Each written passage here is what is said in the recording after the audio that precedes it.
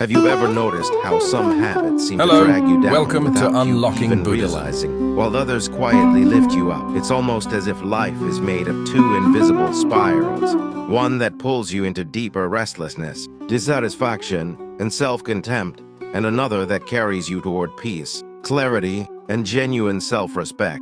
Most of us are caught in both at different times, but here's the truth: whichever spiral you feed will eventually take over. The downward spiral, the cycle of decay, is fueled by a few familiar forces: chasing pleasure as if it were the cure to inner emptiness, clinging to a perfect version of yourself that doesn't exist, resenting reality for not matching your script, and acting in ways that secretly make you lose respect for yourself. It's a trap that feels comfortable at first, like sweet sugar melting on your tongue, but hidden in that sweetness is a poison. The more you indulge, the more your capacity for real contentment erodes. But there's another path, the cycle of progress. It doesn't require superhuman effort or a saintly lifestyle. It begins with simple, deliberate acts: speaking truthfully, keeping your word, refraining from actions that cause shame or regret, and treating yourself and others with respect. These aren't glamorous moves, but they generate a quiet strength inside you. Over time, they create a mind that can sit in silence without needing to escape, a mind that feels at home with itself. And here's the beauty of it: just as the downward spiral gains momentum and feeds itself, so does the upward one. The more peace and self-respect you cultivate, the less desperate you are for artificial highs or constant approval. The less you rely on those things, the stronger your inner stability becomes. So the real question is, which cycle are you feeding today? Share the word momentum in the comments if you're ready to start building the one that leads upward. Imagine a merchant in a small village who dreams of quick riches.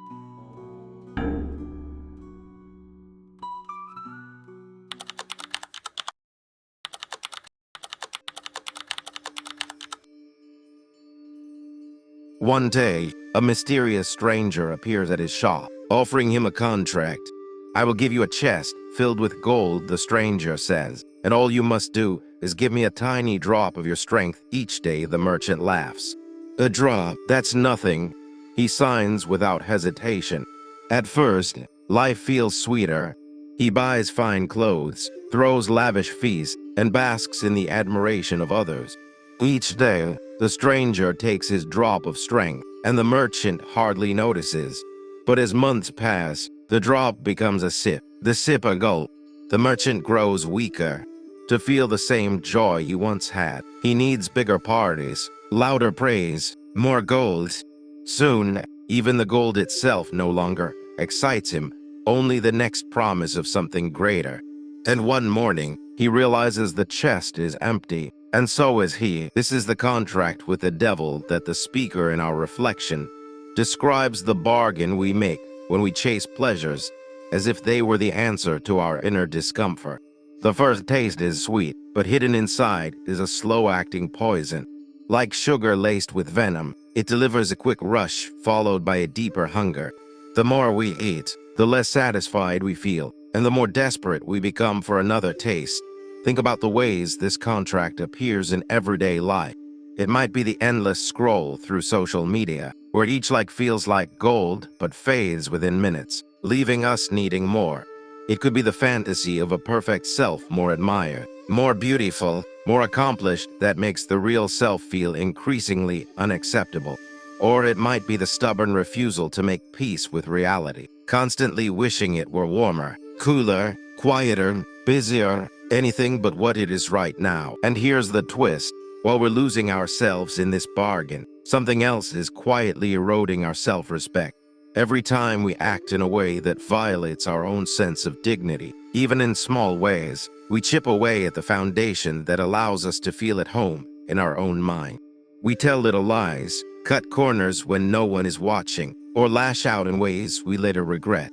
We may justify it, hide it, or pretend it doesn't matter, but deep down, we know, and that knowing burns. This is why the cycle of decay isn't just about pleasure and distraction. It's about the way we treat ourselves through our actions. When we consistently act in ways that lower our own opinion of ourselves, The mind becomes a place we don't want to inhabit. Silence becomes unbearable because we're left alone with someone we don't respect. So we seek more noise, more sugar, more gold from the stranger at the door. But every cycle can be broken. The same momentum that drags us down can be redirected upward. Imagine if the merchant, instead of signing that contract, had chosen to work steadily, deal honestly, and take pride in small acts of integrity. The gold would come more slowly, yes, but each coin would be clean, earned without surrendering his strength. Over time, his chest might not be as full, but his spirit would be, and that's the kind of wealth that doesn't disappear overnight. The story reminds us that the real treasure is not in the rush of pleasure or the illusion of perfection, but in the steady cultivation of qualities that make our own company pleasant to keep. Without them, even the richest feast tastes hollow. With them, even the simplest meal can satisfy. The core of this teaching rests on a simple, but often overlooked truth. Suffering is not only born from what happens to us, it's also sustained and multiplied by the way we live. Our thoughts, actions, and speech either create a mind we can live peacefully with or a mind we are constantly trying to escape. In the Buddha's framework, this is where the Noble Eightfold Path becomes more than a list of ideals. It becomes a practical map for breaking the cycle of decay and entering the cycle of progress. Let's start with right view. The speaker makes it clear that many people today live with distorted perspectives. They misunderstand life, themselves, and the world. If you believe happiness comes solely from constant pleasure, admiration, or control over reality, you will chase illusions and reject the truth of what is. Right view doesn't sugarcoat existence. It accepts impermanence, recognizes that craving and aversion create suffering, and sees clearly that a mind untrained will keep running in circles. From there comes right intention, the deliberate choice to act from goodwill, renunciation, and harmlessness rather than from vanity, resentment, or greed. The upward cycle starts here, in the small mental decisions that no one else sees. Choosing not to nurture the fantasy of a perfect self, choosing to soften toward the present moment, instead of rejecting it, choosing to wish well even to those who frustrate you. Right speech and right action are the visible layers of this process. When we lie, gossip, or speak harshly, we create cracks in our own self-respect. When we steal, harm, or betray trust, those cracks widen. On the other hand, truthful, kind, and restrained speech, as well as ethical actions, become the bricks that rebuild a sturdy inner foundation. This is why the speaker emphasizes the value of the 5 precepts, not as rules for obedience, but as tools for maintaining dignity and self-respect. Right livelihood extends this principle into the way we sustain ourselves. If your work feeds on exploitation or harm, it will eventually erode your peace of mind, no matter how much it pays. When livelihood aligns with ethical values, you carry less inner conflict and more confidence into every aspect of life. The path then moves into the mind's training. Right effort, right mindfulness, and right concentration. These 3 form the backbone of what the speaker calls learning to deal with your own mind. Right effort means consciously nurturing wholesome states such as patience, generosity, and clarity while reducing unwholesome ones like vanity, resentment, and constant craving. Right mindfulness is the art of actually noticing what's happening in your body, feelings, and thoughts so you can respond rather than react. Right concentration develops the ability to settle the mind deeply, to be with yourself without running away into distractions. Seen together, the Eightfold Path is not just a set of moral and mental disciplines, it is the machinery of the cycle of progress. Each factor strengthens the others, just as each weakness in one factor can pull the others down. Acting ethically supports concentration, because the mind isn't burdened by guilt or shame. Concentration supports mindfulness, because a stable mind can observe clearly. Mindfulness supports right view, because clear observation reveals truth without distortion. And so the upward spiral gains momentum. Breaking the cycle of decay begins with awareness. Many of us feed it unconsciously, a little dishonesty here, a little indulgence there, a habit of blaming the world for not being what we want. None of these seem catastrophic in the moment, but together they create a restless, self-disrespecting mind. The Buddha's teaching invites us to turn toward the opposite momentum, one in which each choice, however small, plants a seed of stability, clarity, and compassion. This is not about forcing yourself to be perfect or repressing desire through sheer willpower. As the speaker notes, fear and shame can sometimes hold us back from harmful actions, but they are not ideal long-term motivators. The most sustainable fuel for the cycle of progress is wholesome joy, the genuine satisfaction of knowing you have acted in ways that align with your values. When that joy becomes your anchor, the need for artificial pleasures naturally weakens. It's easy to think of the cycles of decay and progress as abstract ideas, but they are lived and reinforced in the smallest choices we make every day. The good news is that every moment offers a fork in the road, a chance to feed one cycle or the other. Take, for example, the way we respond to discomfort. Imagine you're at work and a colleague receives praise for something you quietly feel you did better.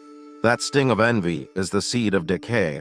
If you feed it by replaying the moment in your head, criticizing them internally, or making a sarcastic comment, you reinforce the cycle of suffering. But if you pause, notice the envy, and choose to respond with goodwill, even if it's just a silent wish for their success, you've turned the wheel of progress a little further. You've built a small piece of self-respect by not letting bitterness dictate your behavior. Or think about our relationship with distractions. After a stressful day, you might instinctively reach for your phone, scrolling through social media for relief. The first few posts might feel light and amusing, but soon you notice a vague dissatisfaction, comparisons to others, irritation at certain comments, or just the sense of wasted time. This is the contract with the devil in miniature. The alternative isn't to cut all pleasure, but to shift toward activities that restore rather than drain you. A walk outside, a sincere conversation, or a few quiet minutes of mindful breathing. Speech is another daily arena where the cycles show themselves. A small untruth to avoid embarrassment might seem harmless, but it leaves a residue. You know you've twisted reality. Over time, these small cracks can make you uneasy in your own skin. Choosing instead to speak honestly, even if it's uncomfortable, strengthens trust not just with others, but with yourself. This makes it easier to face silence without needing to drown it in noise. The cycles also appear in the way we handle ambition. There's nothing wrong with aiming for success, but if the drive is fueled by vanity, the desire to be admired, feared, or envied, you set yourself up for chronic dissatisfaction. Every achievement will feel like not enough, and the gap between the ideal self and the real self will widen. By contrast, when ambition is grounded in service, learning, or personal integrity, each step feels meaningful regardless of how much attention it attracts. Even physical habits play a role. Overindulgence in food, drink, or entertainment can numb discomfort in the short term, but erodes energy, clarity, and self-trust in the long term. Choosing moderation is not about denial, it's about preserving the mental and physical stability that allows deeper joy to grow. These examples show that progress doesn't require dramatic life changes or constant heroic effort. It begins in the quiet discipline of noticing which actions make your mind a more pleasant place to live. If scrolling for an hour leaves you restless, if complaining leaves you bitter, if dishonesty leaves you uneasy, those are signs you've been feeding the downward cycle. If an act of kindness leaves you lighter, if keeping a promise makes you proud, if resisting a harmful impulse leaves you calmer, those are signs you've been turning the wheel upward. The Buddhist path offers tools for making these shifts in real time. Mindfulness allows you to spot the craving or aversion as it arises. Right effort helps you choose which mental states to strengthen and which to abandon. Ethical conduct reinforces the foundation of self-respect, making it easier to be alone with your mind. Over time, these small acts accumulate into a momentum that feels natural just as the cycle of decay can trap you without effort. The cycle of progress can carry you upward almost effortlessly once it's in motion. If there is one truth that emerges clearly from this teaching, it is that life does not remain neutral. Our inner world is always in motion, turning in one of two directions. Every thought, every action, every intention either reinforces the conditions for peace or the conditions for suffering. There is no such thing as standing still even in moments that feel like nothing is happening. The mind is still leaning toward one spiral or the other. The cycle of decay rarely feels dangerous at first. In fact, it often begins with what looks like comfort or pleasure, avoiding an uncomfortable truth, indulging a passing craving, holding on to resentment because it feels like self-protection. But each of these choices, however small, leaves a trace. They gradually form patterns, and patterns become habits. Over time, we find ourselves reacting in ways we never intended, trapped in a mindset that feels automatic. The downward spiral does not throw us into the depths all at once. It gently, almost kindly, walks us there until dissatisfaction and restlessness feel like our normal state. The upward spiral works in the opposite way. It often begins unnoticed, a simple act of honesty, a single moment of patience, a breath taken before speaking in anger. These moments may seem insignificant, but they are not. They plant seeds in the mind, seeds of trust in ourselves, seeds of stability. The soil changes subtly, making it easier for similar seeds to take root. Eventually, those small decisions accumulate into a mental environment where kindness, clarity, and composure feel natural. This is why momentum matters so much. In the beginning, shifting from decay to progress can feel awkward, even exhausting. Old reflexes pull us back: the craving for approval, the temptation of quick pleasure, the urge to escape silence. At first, choosing differently feels like swimming against a current. But as in any training, repetition builds strength. Gradually, the current changes direction. What once required deliberate willpower begins to flow on its own. Patience comes more easily. Restraint feels less like denial and more like self-respect. Choosing what is wholesome stops feeling like a sacrifice and starts feeling like the obvious thing to do. The Buddha's insight here is subtle but profound. The path to peace is not only about removing what is unwholesome, it is about cultivating what is wholesome until it becomes our natural resting state. This cultivation does not have to be harsh. The joy of acting with integrity, the lightness of a mind not weighed down by regret, the warmth of goodwill toward oneself and others, these are not grim duties, but nourishing experiences. They are the signs that we are on the upward path. This doesn't mean there won't be setbacks. The cycles are not rigid ladders where one slip sends you to the bottom. They are living processes. A moment of weakness doesn't erase the progress you've made, just as a single wholesome act doesn't erase years of harmful habits. What matters is which direction you repeatedly choose. The mind learns through repetition. Feed the downward spiral enough times, and it becomes the default. Feed the upward spiral often enough, and it takes on a momentum that carries you even when you are tired or distracted. Another essential lesson is that the upward cycle benefits from self-understanding, not self-condemnation. Many people try to improve themselves by attacking themselves, shaming their faults, scolding their failures. But this is just another form of aversion, and it often feeds the very spiral they are trying to escape. True progress grows from clarity and compassion. To see clearly that a habit brings suffering, without resentment or self-hatred, is to loosen its grip. To recognize the seeds of goodness in yourself, however small, is to encourage their growth. Over time, the upward spiral leads to a deeper kind of happiness, one not dependent on constant stimulation or other people's approval. It is the happiness of a mind that feels at home with itself, a mind that can meet life as it is without needing to twist it into a different shape. And once you have tasted even a little of that freedom, the pull of the downward spiral begins to weaken. The pleasures it offers start to seem thin compared to the quiet strength of inner contentment. This is the promise of the cycle of progress, that what begins as effort can end as ease, that self-discipline can transform into self-respect, that peace can become your natural state, not because the world has changed, but because your way of relating to it has. In the end, the cycles of decay and progress are not distant philosophies. They are lived every day in the quiet space between stimulus and response. In that space, we choose whether to reinforce old patterns or create new ones. This choice is rarely dramatic. It is as simple as pausing before speaking, as humble as choosing honesty over convenience, as ordinary as noticing the breath before the mind rushes away.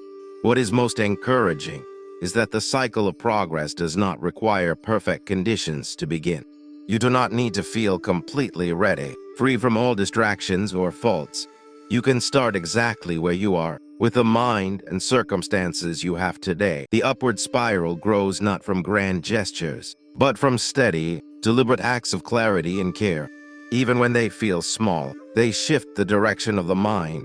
And here lies the deeper invitation, to become aware of which cycle you are feeding right now. Not yesterday, not in some imagined future, but in this moment. Are your thoughts and actions leading toward peace or toward agitation? Are you nurturing clarity or confusion? By asking these questions gently without judgment, you awaken the capacity to choose differently. The Buddhist path is not about becoming someone else. It is about uncovering the qualities of wisdom, compassion, and steadiness that are already within you, but obscured by habit and distraction. Each time you act in harmony with these qualities, you strengthen the upward spiral. You make peace a little easier to find next time. So let this be your practice today. Notice the small moments of choice. When irritation arises, pause. When temptation calls, remember the taste it leaves behind. When restlessness comes, try meeting it with stillness instead of distraction. These moments are where the direction of your life is decided, not in the rare and dramatic, but in the quiet and repeated.